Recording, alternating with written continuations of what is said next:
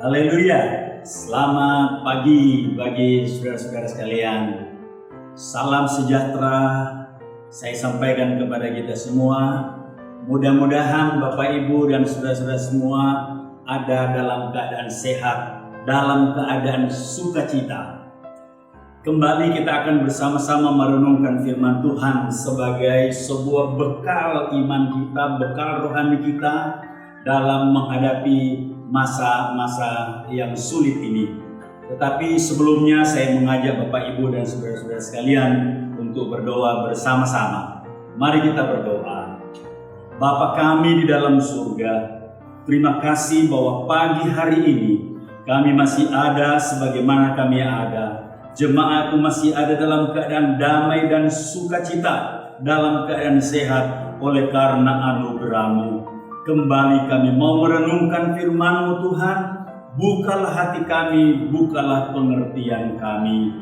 Kami sambut firman-Mu ini di dalam nama Yesus Kristus. Haleluya. Amin. Bapak Ibu dan saudara-saudara sekalian, saya mau membacakan teks firman Tuhan yang akan menjadi renungan kita pada hari ini di dalam 1 Korintus pasal yang pertama ayat 4 sampai ayat 9. Firman Tuhan saya bacakan begini. Aku senantiasa mengucap syukur kepada Allahku karena kamu atas kasih karunia Allah yang dianugerahkannya kepada kamu di dalam Kristus Yesus. Sebab di dalam Dia kamu telah menjadi kaya dalam segala hal, dalam segala macam perkataan dan segala macam pengetahuan, sesuai dengan kesaksian tentang Kristus yang telah diteguhkan di antara kamu. Demikianlah kamu tidak kekurangan dalam satu karunia pun, sementara kamu menantikan penyataan Tuhan kita Yesus Kristus. Ia juga akan meneguhkan kamu sampai kepada kesudahannya, sehingga kamu tak bercacat pada hari Tuhan kita Yesus Kristus. Allah yang memanggil kamu kepada persekutuan dengan anaknya Yesus Kristus, Tuhan kita, adalah setia. Saudara-saudara, teks ini berbicara mengenai anugerah Allah. Secara umum, anugerah Allah bagi manusia, bagi kita, berawal dari kasih dan kerelaan Allah menyerahkan anaknya yang tunggal untuk menyelamatkan kita. Yesus mengatakan dalam Yohanes 3 ayat 16, karena begitu besar kasih Allah akan dunia, Dia memberikan anaknya yang tunggal, supaya yang percaya padanya tidak akan binasa, tetapi memperoleh hidup yang kekal. Dalam pengertian lain, Yesus adalah inti atau wujud utama dari anugerah Allah. Yesus adalah sumber anugerah Allah. Karena melalui Yesus, Allah memberikan kepada kita segala macam anugerah, segala macam berkat dan pemberian. Perhatikan pada ayat yang keempat. Aku bersyukur kepada Allah atas kasih karunia Allah atau anugerah Allah yang dianugerahkan kepada kamu di dalam Kristus Yesus. Dari teks Rasul Paulus ini, saya ingin menyampaikan kepada saudara-saudara sekalian mengenai satu bentuk atau satu macam anugerah Allah. Anugerah yang dapat kita hayati, anugerah yang dapat kita pahami dalam konteks situasi kita masa kini. Satu anugerah yang membuat Paulus selalu mengucap syukur kepada Allah. Memang ada 1001 macam konsep dalam Alkitab tentang anugerah Allah. Tetapi pagi ini saya ingin menyampaikan kepada saudara-saudara sekalian secara spesifik anugerah Allah yang saya beri nama anugerah pemeliharaan Allah. Sekali lagi, anugerah pemeliharaan Allah. Itu topik yang saya ingin sampaikan pada saudara. Apa yang dimaksud dengan anugerah pemeliharaan Allah? Bagaimana bentuk dan wujud anugerah pemeliharaan Allah itu? Mari pasang telinga baik-baik, buka pikiran dan hati saudara, fokuslah pada firman Allah ini. Anugerah pemeliharaan Allah pertama adalah mencukupi kebutuhan hidup kita. Allah memelihara hidup kita dengan cara mencukupi kebutuhan-kebutuhan yang paling mendasar bagi hidup sehari-hari kita. Perhatikan pernyataan Paulus di dalam ayat 7. Demikianlah kamu tidak kekurangan dalam suatu karunia pun. Dalam bahasa Inggris disebut, you have every gift from God. Dalam terjemahan lainnya juga dikatakan, so that you are not inferior in any one of gift. Kamu memiliki semua pemberian dari Tuhan. Kamu tidak kurang satupun dari pemberian itu. Bapak, Ibu, dan saudara-saudara sekalian, jauh sebelum Rasul Paulus berbicara tentang anugerah pemeliharaan Allah, Yesus sudah lebih dahulu menyampaikan kepada semua pengikutnya bahwa Bapa di surga akan mencukupi keperluan mendasar bagi semua makhluk ciptaannya, terutama manusia. Perhatikan, saya mengutip beberapa pernyataan Yesus. Allah memelihara bunga-bunga. Apa kata Yesus? Perhatikanlah bunga bakung di ladang yang tumbuh tanpa bekerja dan tanpa meminta. Namun aku berkata kepadamu, Salomo dalam segala kemegahannya pun tidak berpakaian seindah salah satu bunga itu. Allah memelihara burung-burung. Yesus berkata, pandanglah burung-burung di langit yang tidak menabur dan tidak menuai dan tidak mengumpulkan bekal dalam lumbung, namun diberi makan oleh Bapamu yang di surga. Bukankah kamu lebih jauh atau melebihi burung-burung itu? Selanjutnya, Allah juga memelihara manusia lebih daripada bunga-bunga dan burung-burung. Perhatikan baik-baik perkataan Yesus. Jika Allah mendandani rumput di padang yang hari ini ada dan besok kering, dan jika Allah memelihara burung-burung yang tidak memiliki ladang dan lumbung, tidakkah Allah akan memelihara kamu lebih daripada bunga-bunga dan burung-burung? Yesus mengakhiri nasihatnya dengan menegaskan, Bapamu di surga tahu apa yang kamu perlu. Situasi yang sangat sulit ini mungkin masih akan berlangsung beberapa waktu, beberapa bulan. Banyak orang mulai khawatir soal makanan, soal minuman. Banyak orang mulai khawatir soal uang. Tetapi firman Tuhan datang kepada kita pagi hari ini. Allah akan mencukupi kebutuhan-kebutuhan kita. Inilah anugerah yang disebut anugerah pemeliharaan Allah, mencukupi kebutuhan-kebutuhan kita. Saudara-saudara, kiranya ini menolong kita. Jangan khawatir soal makanan dan minuman Anda, karena ada anugerah yang mencukupi kebutuhan kita. Yang kedua, anugerah pemeliharaan Allah adalah melindungi dari bahaya-bahaya maut. Anugerah Allah juga mencakup memelihara kita dari bahaya-bahaya maut. Rasul Paulus menyaksikan bahwa hidupnya sebagai seorang anak Tuhan selalu dibayang-bayangi oleh maut. Dia mengatakan pada jemaat Roma, oleh karena engkau atau oleh karena Tuhan, kami ada dalam bahaya maut sepanjang hari. Kami telah dianggap sebagai domba-domba sembelihan. Kepada jemaat Korintus, Paulus bersaksi bahwa di segala tempat selalu ada bayang-bayang maut yang mengancam. Dia mengatakan, dalam perjalananku, aku sering diancam bahaya banjir, bahaya penyamun, bahaya orang-orang Yahudi, bahaya dari bukan orang Yahudi, bahaya di kota, bahaya di padang gurun, bahaya di tengah laut, bahaya dari pihak saudara-saudara palsu.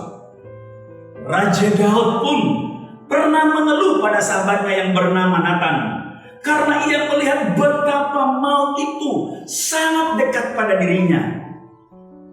Daud berkata pada Yonatan, demi Tuhan yang hidup dan demi hidupmu, hanya satu langkah jaraknya antara aku dan maut.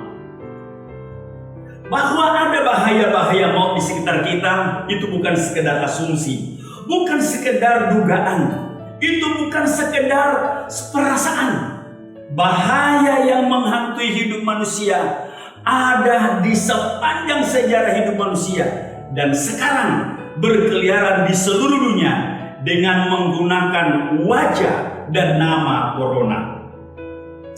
Akan tetapi sebagai orang beriman, ada anugerah dari yang memelihara kita dari bahaya-bahaya maut. Saya mengutip pernyataan dan kesaksian Paulus tentang pemeliharaan dari bahaya-bahaya maut demikian. Dari kematian yang begitu ngeri, ia telah dan akan menyelamatkan kami. Kepadanya kami menaruh pengharapan kami bahwa ia akan menyelamatkan kami lagi. Saudara-saudara, bahaya maut ada di sekitar kita. Tapi Paulus mengatakan, Tuhan sudah pernah menyelamatkan dari bahaya maut. Dia sekarang sedang menyelamatkan kami dan masih akan menyelamatkan kami. Bahaya-bahaya maut ada di sekeliling saudara. Bahaya-bahaya maut ada di sekeliling rumah kita. Dimanapun kita pergi saat ini ada bahaya maut. Tetapi ingatlah, di masa lalu Allah sudah pernah menyelamatkan kita dari bahaya atau dari berbagai pencobaan, dari berbagai kesulitan, bahkan melepaskan kita dari bahaya-bahaya maut. Pagi ini firman Tuhan datang pada kita sekali lagi. Allah akan menyelamatkan kita lagi. Allah akan terus menyelamatkan kita. Peganglah janji Tuhan ini. Saya mengutip tulisan Paulus dalam bahasa Inggris, dikatakan begini, He saved us from this great danger of death, and He will continue to save us. Allah menyelamatkan kami dari bahaya-bahaya kematian yang besar, dan Ia akan terus continue menyelamatkan kami lagi. Saudara, ini pegangan bagi kita, ini landasan iman kita, ini harapan kita bahwa Allah akan memelihara kita dari bahaya-bahaya maut. Jangan sedih dan jangan cemas melihat situasi kita sekarang ini. Ada anugerah pemeliharaan Allah. Yang ketiga, anugerah pemeliharaan Allah itu adalah menopang supaya kita jangan jatuh. Artinya bahwa anugerah Allah memelihara, mencukupi segala kebutuhan kita. Tapi juga anugerah Allah memelihara supaya kita jangan jatuh dari iman. Jangan sampai kita kehilangan keselamatan. Di ayat yang ke-8 disebut oleh Paulus begini, Ia juga akan meneguhkan kamu sampai kesudahannya, sehingga kamu tidak bercacat pada hari Tuhan kita Yesus Kristus. Melalui pengorbanan Yesus di kayu salib, Allah telah menyelamatkan kita. Allah sudah membayar dengan harga yang mahal untuk menyelamatkan hidup kita. atau dengan ungkapan lain, investasi Allah dalam hidup kita yang sudah diselamatkan ini sangatlah besar. Nilai investasi Allah itu sama atau semahal dengan nilai hidup anak Allah, yaitu Yesus Kristus. Pertanyaan yang sering muncul adalah, setelah Allah menyelamatkan hidup kita dengan membayar mahal, apakah Allah akan membiarkan kita berjuang sendiri, bergumul sendirian untuk bisa sampai ke garis finish? Apakah setelah Allah mengorbankan anaknya yang tunggal demi menyelamatkan kita, lantas Allah lepas tangan dan berkata, silakan Anda berjuang sendiri, silakan Anda berperang sendiri, silakan Anda bergumul sendiri. Kalau Anda bisa bertahan, Anda akan selamat. Kalau Anda tidak bisa bertahan sendiri, Anda akan jatuh. Ternyata tidak demikian. Sebaliknya, Paulus justru menegaskan bahwa Allah akan meneguhkan kamu sampai akhir. Di dalam bahasa Inggris ada beberapa ungkapan yang digunakan untuk ungkapan meneguhkan kamu. Yang pertama dikatakan begini, He will keep you strong until the end. Dia akan membuat Anda kuat sampai akhirnya. Yang kedua dikatakan, He will sustain you to the end.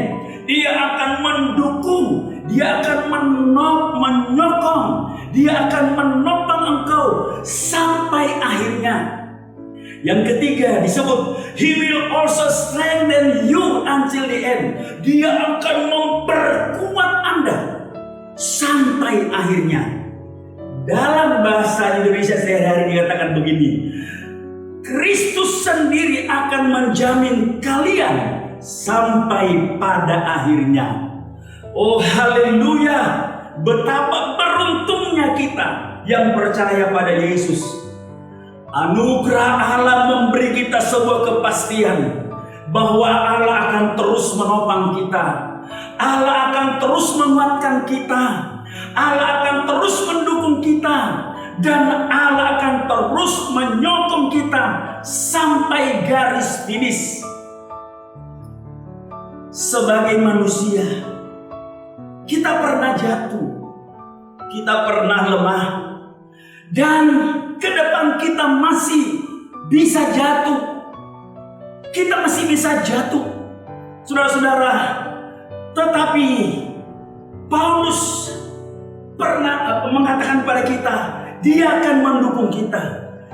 Paulus pernah putus asa, Petrus pernah menyangkal Yesus, Daud pernah jatuh, Elia pernah menolak Tuhan, Yunus pernah lari jauh dari hadapan Tuhan.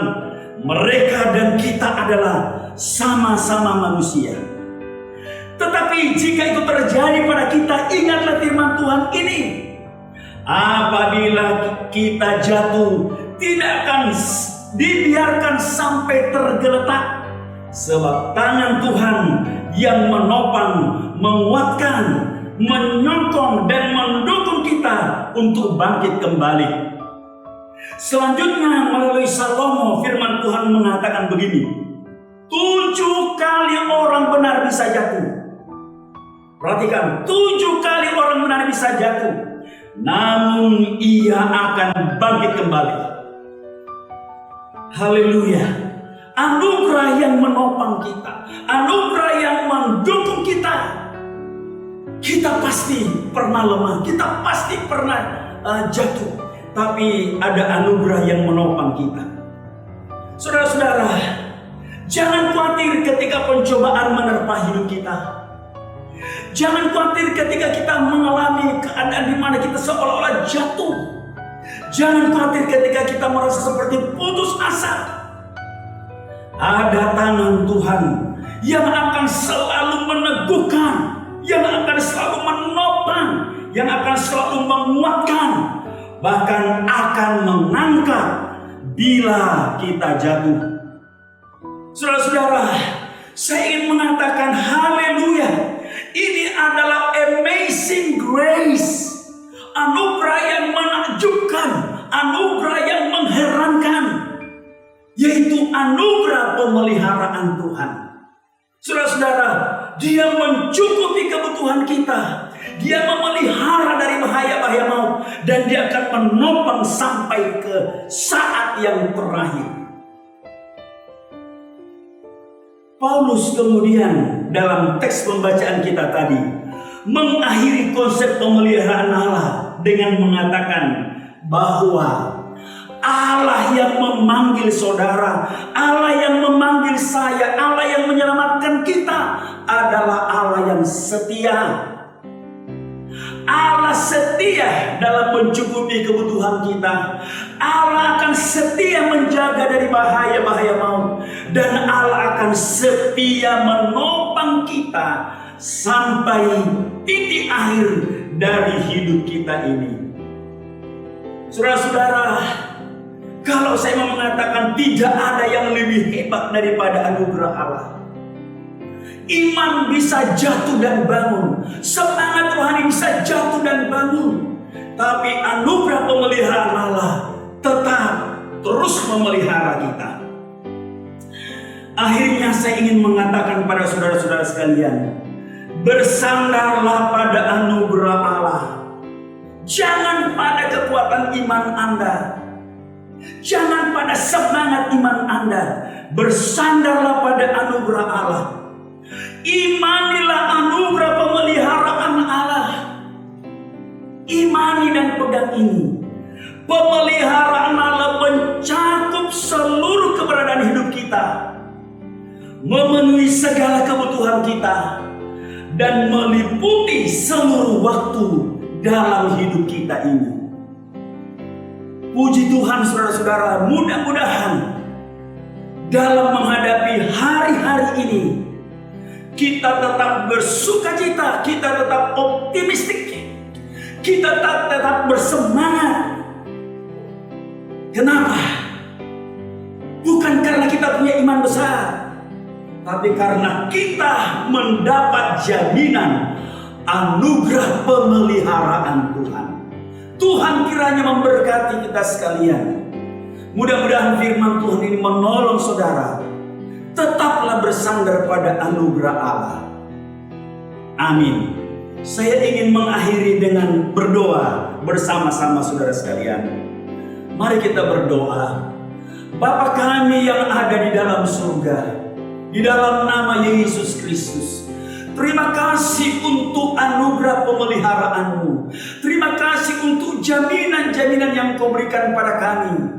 Ada di antara umat-Mu yang mendengar saat ini, yang mungkin mulai lemah, yang mungkin mulai putus asa, yang mungkin mulai kehilangan pegangan. Ada yang mulai khawatir soal makanan, ada yang mulai takut soal kuasa-kuasa kegelapan. Tapi terima kasih hari ini firman-Mu menjawab seluruh kekhawatiran, seluruh ketakutan kami, bahwa ada anugerah pemeliharaan-Mu. Oh, berkatilah firman-Mu di dalam hati kami. Berkatilah jemaat-Mu yang saat ini mendengar firman-Mu di rumah mereka masing-masing. Hamba berdoa, lindungi rumah mereka, bungkus dalam kuasa darah-Mu. Lindungi pada saat mereka keluar atau masuk. Kiranya malaikat Tuhan berkemah di sekeliling umat-Mu, sehingga umat-Mu terpelihara di dalam anugerah-Mu. Terima kasih Bapa di surga, terima kasih. Dengarlah doa dan harapan kami di dalam nama Tuhan Yesus Kristus. Haleluya. Amin. Tuhan memberkati Bapak, Ibu, dan saudara-saudara sekalian. Amin.